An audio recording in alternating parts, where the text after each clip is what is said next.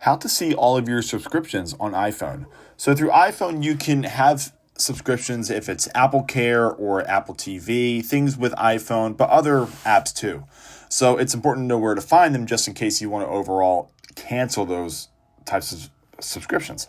So what we can do is go to your settings, and you're going to go to your very top where it says your name, and you want to go to where it says subscriptions. So from here, as you see, I have active subscriptions, but you have inactives as well, where you can actually cancel them and make sure that you're not charged for it if you don't want to be.